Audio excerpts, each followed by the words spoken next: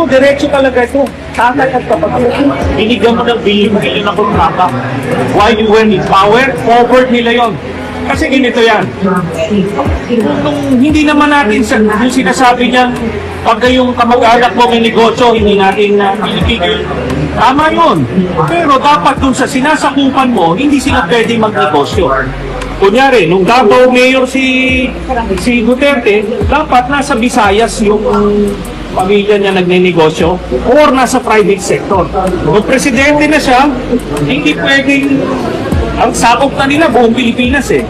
Dapat sinabihan niya yung tatay niya at kapatid niya na bawal yan, doon kayo sa private sector magnegosyo. Ganun lang kasimple. Ganun lang pala kasimple yun, Tririling. Ulul. Ha? Inimis mo nga dyan, congressman, nangungontrata sa loob ng gobyernong Bongbong Marcos. Tapos nakaposisyon pa bilang congressman, nangungontrata at the same time. O si Saldico, ang dami yan, sila JJ Suarez, sila Adjong, sila Dong Gonzales, yung Big Six na binabalita na napakalaking nakulimbat ng pera kahit i-check ngayong salin nila.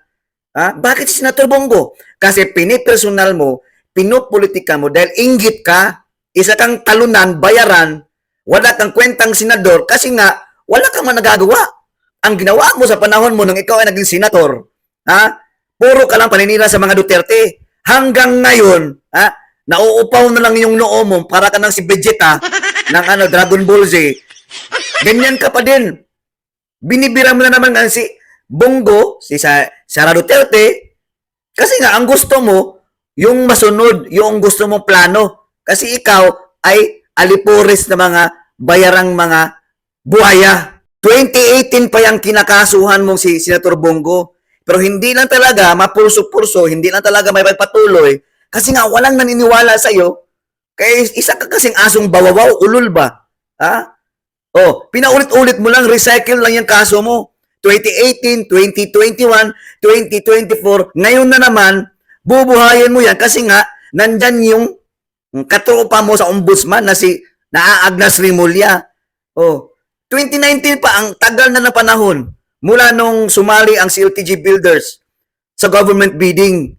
At yan ay hindi pagmamay-ari ni Senator Bongo. Bongbong ang sarap. Nako.